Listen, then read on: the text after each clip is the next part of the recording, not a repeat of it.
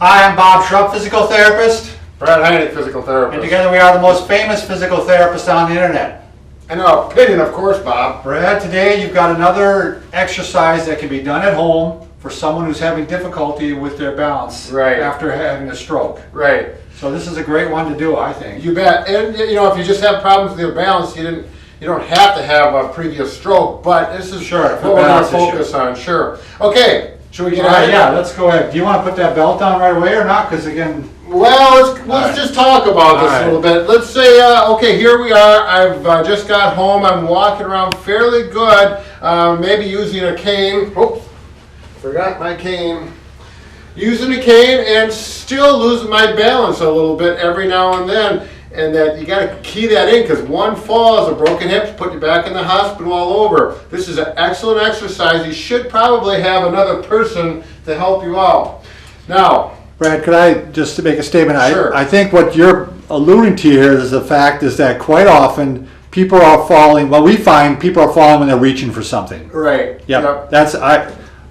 The vast majority of the falls I have are that's what's going on. It's that whole concept. You can balance when you're straight up and down quite easily, but when you lean forward, it takes a lot more muscle strength. And when one side is weak, boy, it's like pulling the leg out of the chair. So this is what this will help. Okay, now this green band is not my bracelet that I wore from home today. It's actually representing, this would be the involved side, the weak side, the hand that doesn't have quite the coordination. So this exercise also helps the hand with functional movement, and that's why what we're going to do is we're going to take a Kleenex box. Everyone has those at home and reaches for them commonly, and a remote control, which you use all the time at home.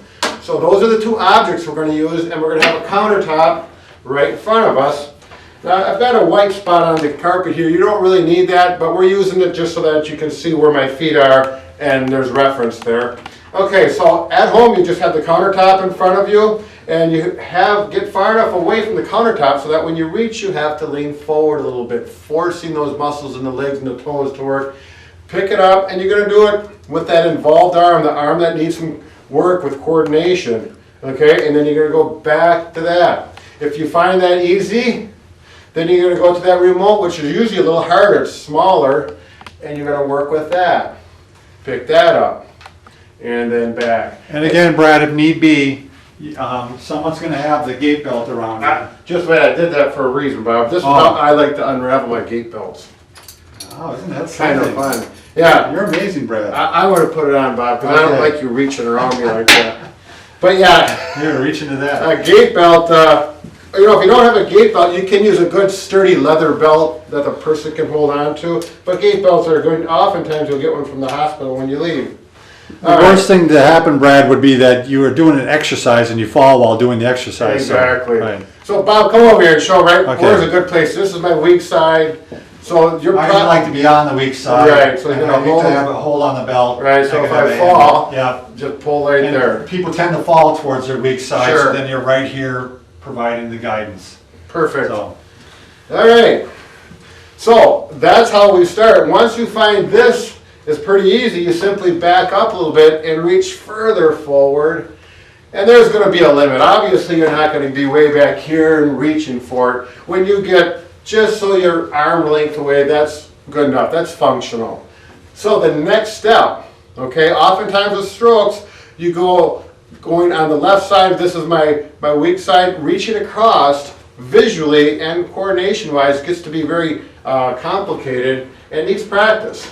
So what we're going to do there, and this is what I like to do, I like to work both sides and not just focus on one side.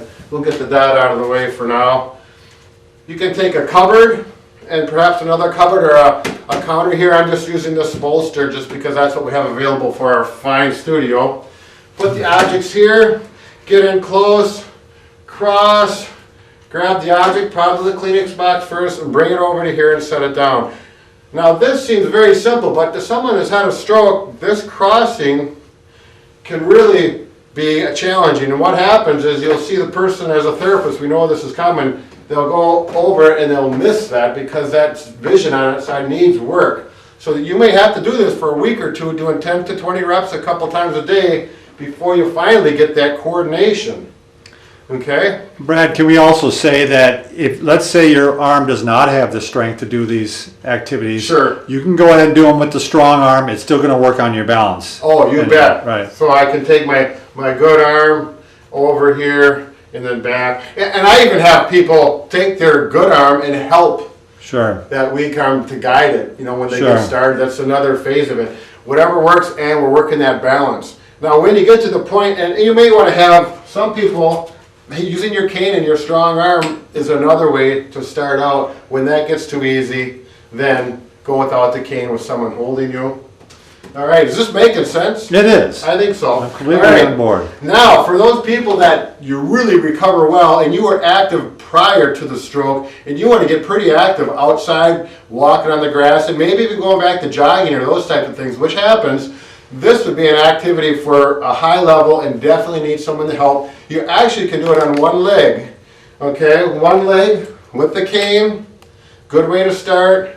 Reach that for that object, come over, set it down, reach for that smaller object, and by then you're probably grabbing pretty good, and hopefully that grip is improved, and work it back and forth. And of course, the next level then is just lift the cane up. You don't have to put the cane down. That way, if you need it, you can catch your balance with the cane. It's a good way to get used to using a cane when you're out walking. You know it's there, it becomes a reflex and automatic response to prevent those falls. Okay. So that's how you can progress yourself. Simple items in the house, a cane, a couple objects to set, platforms to set your objects on, common objects that you're reaching for in the house every day. It really is, what better can you get by? Yeah, no need to purchase anything. Exactly. So, all right. One thing that I want to say is continue on to watch us, 40 and over, those are the ages we focus on, and feel strong like bull. All right. Peace.